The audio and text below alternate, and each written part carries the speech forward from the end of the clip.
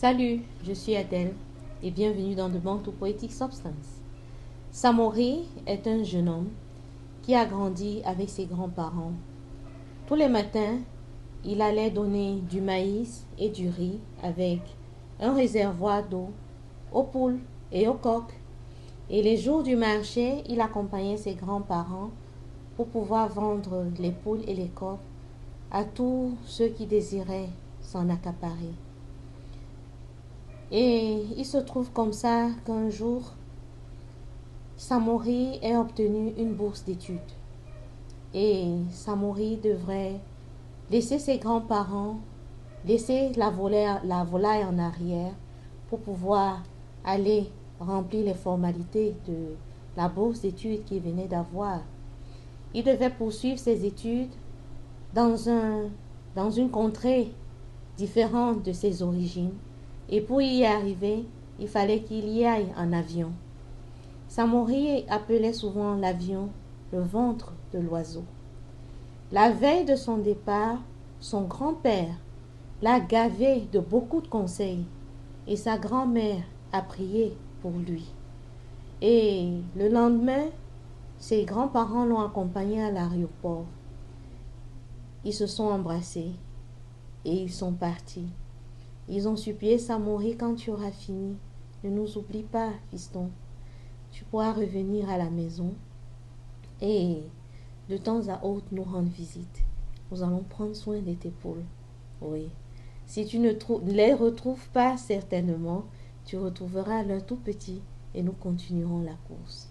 Alors Samori allait comme ça pour étudier la zoologie. Et étant à l'aéroport, en attente de son vol, Samori repensait à toute la volaille qui venait à peine de laisser en arrière. Et voici ce qu'il a écrit. Allons découvrir.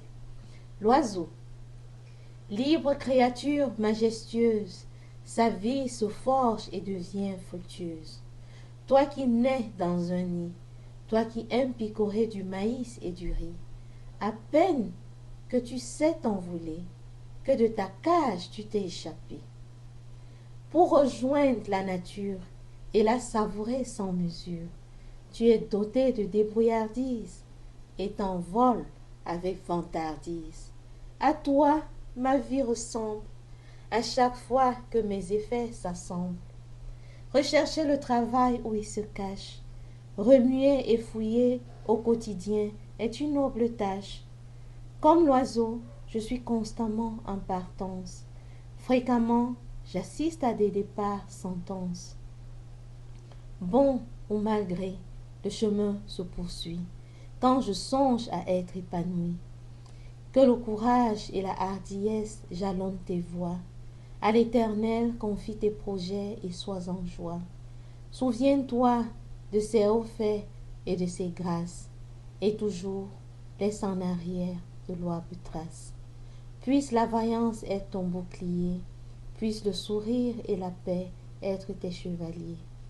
L'oiseau ne sème ni ne moissonne, mais jamais il ne dort affamé. Alors, dites-nous, quels sont les meilleurs mots qui vous galvanisent quand vous êtes en attente dans les salles d'aéroport? Revenez-vous après un mandat rendre visite à vos parents, à vos grands-parents? Continuez-vous de prendre soin de vos rêves d'enfant en termes de carrière à l'âge adulte? Merci de souscrire, merci de partager et merci de commenter en famille. À très bientôt et surtout, portez-vous très bien.